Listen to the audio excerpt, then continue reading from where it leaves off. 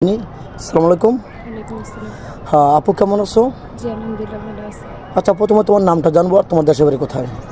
আমার নাম লাবণী আর গ্রামের বাড়ি হচ্ছে জামালপুর সরিষাবাড়ি। জামালপুর শৈশবে। তোমার ফ্যামিলিতে কে কে আছেন? মা আর আমরা 3 ভাই বোন। বাবা নেই। মার 3 ভাই বোন, বাবা নেই না? কি মৃত নাকি মারা গেছে? হ্যাঁ বাবা মারা গেছে। ও আচ্ছা আচ্ছা, তোমার বয়স তখন কত ছিল? 20 বছর। না না, তোমার আব্বা যে মারা গেছে তখন তোমার বয়স কত ছিল? তখন আমার 8 বছর।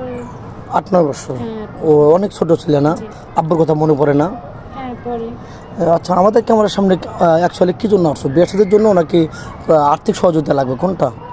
না, ভালো একটা ছেলে পাইলে বিয়ে শাদী করবে এরকম একটা ডিসিশন নিয়ে আসছি। ও আচ্ছা, বুঝতে পারছি। কেন তোমাদের ওদিকে কি যৌতুক ছাড়া কেউ বিয়ে করতে চায় না?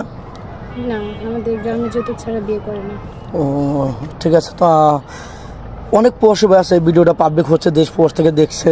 কোনো প্রবাসী ভাই যদি তোমাকে বাইরে নিয়ে যেতে চান, ওখানে সেটেল করতে চান, তোমার ফ্যামিলি থেকে কোনো বাধা বিঘ্ন আসবে? জি না। ও যেতে দেবে না? হ্যাঁ দিই। আর কোনো প্রবাসী ভাই যদি তোমার বাড়িতে বাড়ি করে থাকতে চায় তোমাদের সাথে নিয়ে, এরকমও কি পারবে? হ্যাঁ পারবে। থাকার জায়গা একটু আছে কি? জি আছে। ও আচ্ছা, তাহলে তো আলহামদুলিল্লাহ। অনেক প্রবাসী ভাই আছে, তার ওই কষ্ট দিয়ে প্রতারণা করে চলে গেছে। অনেক ভাই আছে আরেকটা বিয়ে সাথে করে ওই বাড়িতে থেকে যেতে চায়, তাহলে তোমার জন্য অনেক ভালো হবে, তার জন্য ভালো হবে নাকি? জি। যাই হোক, তোমাদের সংসারটা কার উপর নির্ভরশীল? আমার আম্মুর উপরে। ও তোমার আম্মু কি করেন? টেলার্সের কাজ করে। ও আচ্ছা আচ্ছা, টেলার্সের কাজ করতেছে না? জি। ওটাতে সংসার চলে না কষ্ট হয়? চলে কোনো রকম। ও আচ্ছা, তুমি পড়াশোনা করেছো জি। কতটুক? ক্লাস 9 পর্যন্ত। ক্লাস 9 পর্যন্ত। মানে কি তোমার পড়াশোনার ইচ্ছা আরও ছিল, ছিল কিন্তু আর্থিক অবস্থা খারাপ, তার জন্য এই জন্য পারোনি? কিন্তু মনে খুবই সাহস ছিল যে তুমি পড়াশোনা করতে পারবে, কিন্তু অর্থ নেই নাকি? জি। আচ্ছা, তোমার সাথের বান্ধবীদের কি বিয়ে হয়েছে?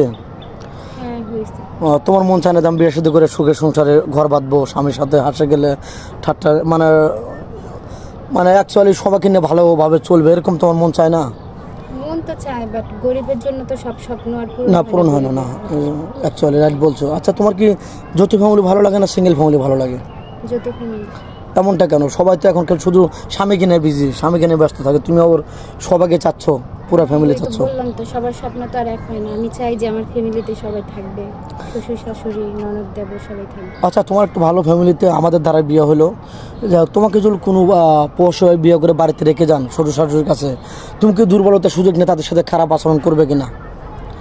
আশা করি এরকম কিছু হবে না ইনশাআল্লাহ। আর পরকীয়ায় লিপ্ত হবে কিনা? সে 2-3 বছর পরে আসে, তোমার তো একটু রূপ যৌবন আছে, তুমি কি এটাকে স্বামীর বিশ্বাসটাকে ধরে রাখতে পারবে নাকি তাকে চেষ্টা কষ্ট করবো দেবে? ধরে রাখার, কিন্তু এরকম কিছু হবে না এটা গ্যারান্টি দিতে পারবো। আচ্ছা, যাই হোক, তুমি তো মুসলমান না? জি। নামাজ কালাম তো পড়ো? হ্যাঁ। আর নামাজ কালাম পড়তে হবে, কারণ মুসলমান মানুষ মাত্র মরণশীল। তো যাই হোক, অনেক কথা বলে ফেললাম, কারো জীবন গল্প 2-4-5 মিনিটের মধ্যে শেষ করা যায় না। তো যাই হোক, তোমার কি ফোন নাম্বার আছে? ফোন আছে আদৌ? ফোন নেই আদৌ, কেন নেই? তো যাই হোক, মেয়েটার কোনো ফোন নেই। নেক্সটে আবার আসবো ইনশাল্লাহ। তো কেউ ভিডিও কল দেবেন না, ইউটিউব চ্যানেল কর্তৃপক্ষ নাম্বার দেওয়া থাকবে, কেউ ভিডিও কল দেবেন না। ইমো হোয়াটসঅ্যাপ থাকবে। ভালো থাকবেন, সুস্থ থাকবেন, মেয়েটার জন্য দোয়া করবেন। আল্লাহ হাফেজ। আর ফাটাবাস।